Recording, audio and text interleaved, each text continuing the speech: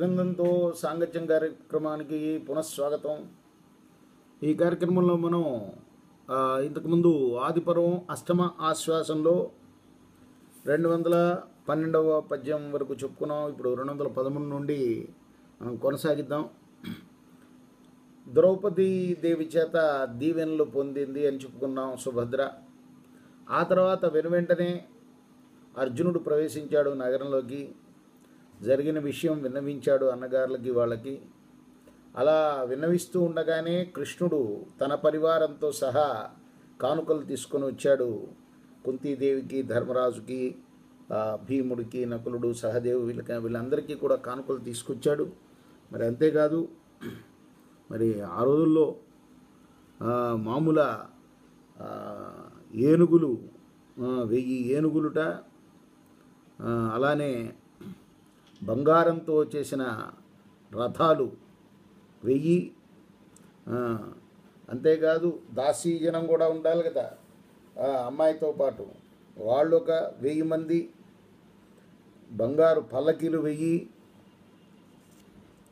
అవే కాదు, మరి ఎక్కడికన్నా వీళ్ళు తరలిపోవాలంటే గాడిదలు కావాలి ఆ సామాను మోయటానికి, అవి 500. 1,10,000 గుర్రాలు. ఎటువంటివి? సింధు, బాహ్లిక, కాంభోజ, పారసీక దేశాల్లో పుట్టినవి అవి. ఆవులు 1,00,000.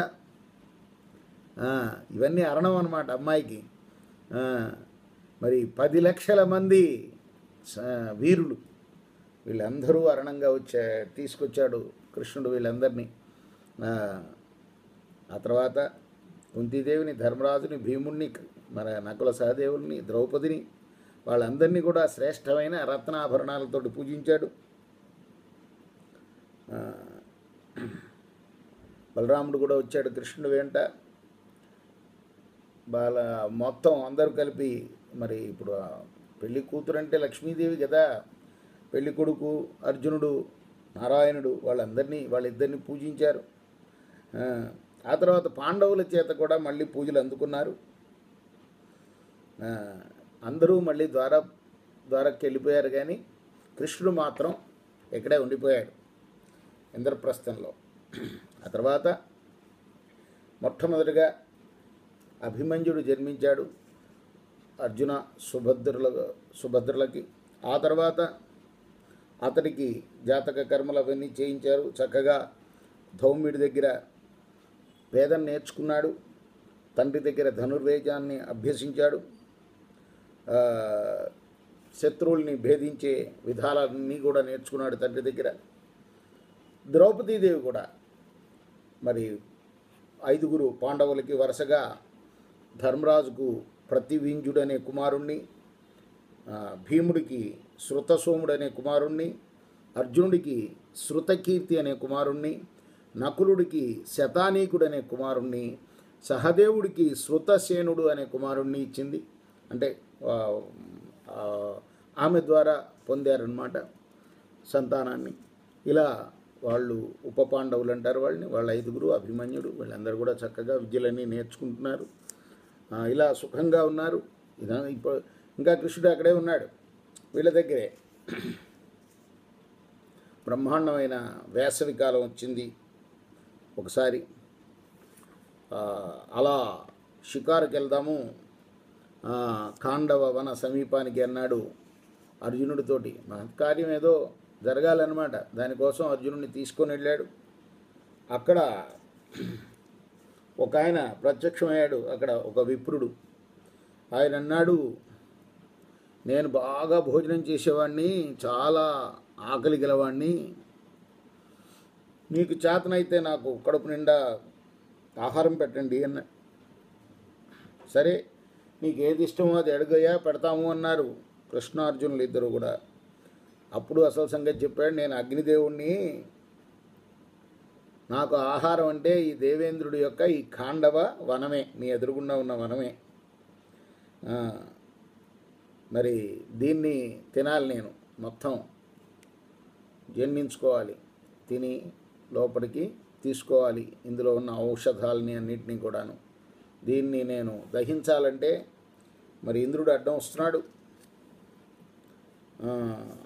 ఇక్కడ ఇంద్రుడు మిత్రుడు తక్షకుడు ఉన్నాడు. తక్షకుడు అనే నాగరాజు. మరి నాకు ఇప్పుడు ఆ ఇంద్రుడి యొక్క అడ్డంకి లేకుండా భోజనం చేయాలంటే మీ సహాయం కావాలి అన్నాడు. ఇలా చెప్పగానే జనమేజయుడు వైశంపాయనుడితో, అంటే ఈ కథ అంతా కూడా జనమేజయ మహారాజుకి వైశంపాయనుడు చెప్తున్నాడు కదా, ఇక్కడ ఆపాడు. ఆయన ఆపి అసలు ఏ కారణం చేత ఇంద్రుని ఖాండవ వనాన్ని అగ్నిదేవుడు కాల్చాలనుకున్నాడు అది చెప్పమన్నాడు. అప్పుడు ఆయన చెప్పడం ప్రారంభించాడు. శ్వేతకి అనే రాజర్షి ఉండేవాడయ్యా. ఆయన అనేక యజ్ఞాలు చేశాడు, అలా చేస్తూనే ఉన్నాడు, సత్రయాగం కూడా చేశాడు. కానీ ఆ చేయించే బ్రాహ్మణులు మేము ఈ శ్రమకు ఓర్వలేమయ్యా, మీరు ఈశ్వరుణ్ణే పెట్టుకోండి ఋత్విక్కుగా, ఇంకెవరు మీకు సరిపోరు, మా వల్ల కాదు ఇది అని అన్నారు. ఏమంటే ఆయన శివుడు గురించి తపస్సు చేశాడు. అప్పుడు ఆయన శివుడు ప్రత్యక్షం ఏం కావాలో కోరుకోమంటే, నాకు మంచి ఋత్విజుడుగా నువ్వు రావాలి అన్నాడు. ఆయన అది నాకు కాదు, బ్రాహ్మణులకు అప్పచెప్పబడిన డ్యూటీ అది. అయితే ఒక పని చేయి, నువ్వు ఎడతెరగని నేతిధారలతోటి అగ్నిదేవుణ్ణి తృప్తి పొందించు అన్నాడు. పరమేశ్వరుడు ఆజ్ఞాపించిన విధంగానే అగ్నిదేవుడికి అలా ధారలతోటి, నేతి ధారలతోటి 12 ఏళ్ళు పోస్తూనే ఉన్నాడు అగ్నిలో. అప్పుడు ఈశ్వరుడు తృప్తి చెందాడు. దుర్వాసుని పిలిచాడు. నువ్వు ఇతనికి ఋత్విక్కుగా ఉండవయ్యా అన్నాడు. ఆయన ఋత్విక్గా చేసుకుని శ్వేతకి కూడా మళ్ళీ సత్రయాగాన్ని చేశాడు. ఆ విధంగా ఎడతెరిపి లేని నేతి ధారలు నాకు ఆయన సమర్పించాడు. అవి బాగా తాగి నాకు ఇప్పుడు అజీర్తి చేసిందయ్యా. అదొక మహావ్యాధి అయిపోయింది నాకు. దీన్ని ఈ ఖాండవ వనాన్ని దహిస్తే కానీ, అందులో ఉన్న ఔషధులు స్వీకరిస్తే కానీ నాకు ఈ రోగం తగ్గదు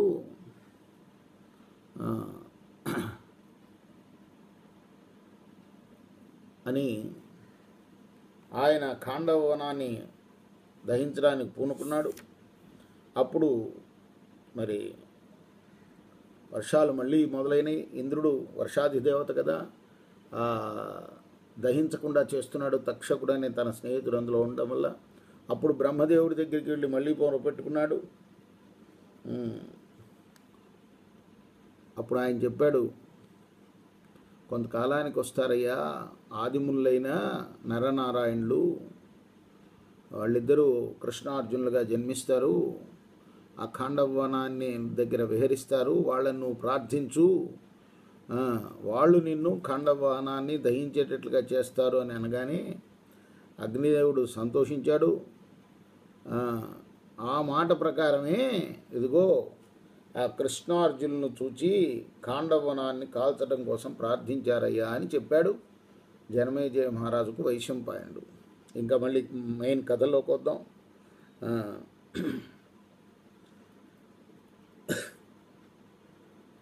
అగ్నిదేవుడు అడిగాడు కృష్ణార్జునుల్ని, నేను ఈ వనాన్ని దహించాలి అంటే మరి మా దగ్గర ఇప్పుడు రెడీగా ఆయుధాలు ఏం లేవు అన్నాడు.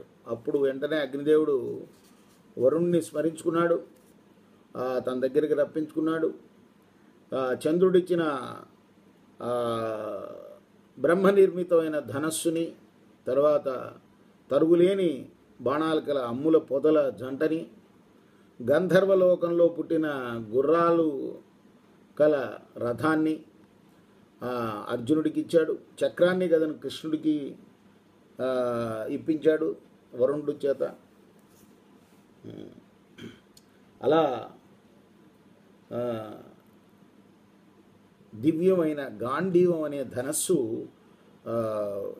అగ్నిదేవుడి వల్ల లభించింది. అంటే ఆ తరుగు ఏమాత్రం తరగని బాణాలు గల అంబుల పొదవిని ఇవ్వమన్నాడు కదా, అదే గాంధీవం అన్నమాట, అది ఇచ్చాడు. తర్వాత వాళ్ళు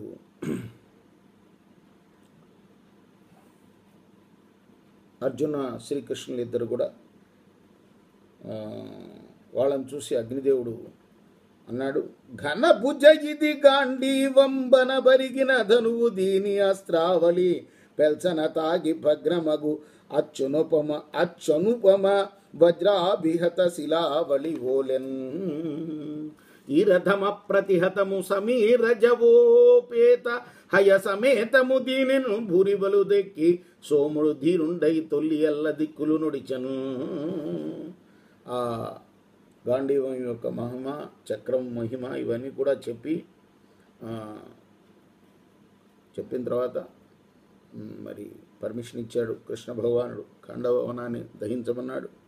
అలా ఆయన దహించేస్తున్నాడు.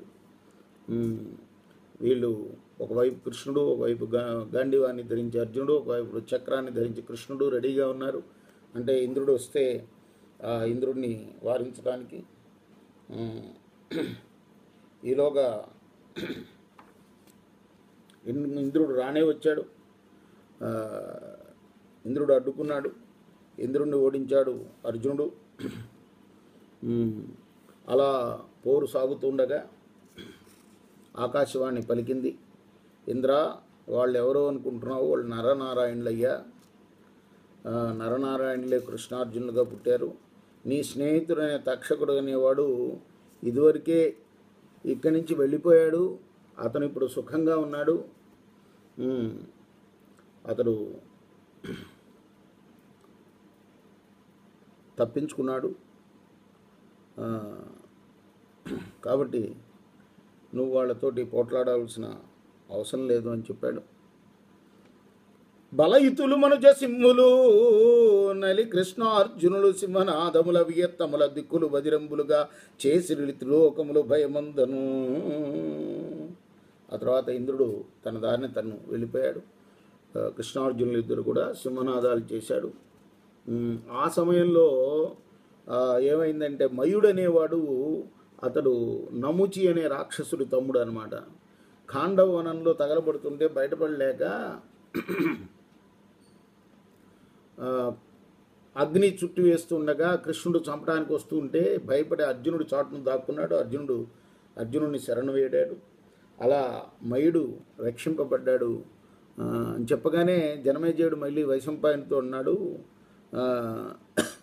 ఆ మయుడు అశ్వసేనుడు దావాగ్ని నుండి ఎలా తప్పించుకున్నారు అని అడిగాడు. పూర్వం మందపాలుడనే మహాముని ఉండేవాడయ్యా. ఆయన బ్రహ్మచర్య వ్రతంతో 1000 దేవ సంవత్సరాలు తపస్సు చేశాడు. అంటే మయుడు తప్పించుకున్నాడని చెప్పారు, ఇంకా నలుగురు కూడా తప్పించుకున్నారు అని కూడా చెప్పారు మీరు.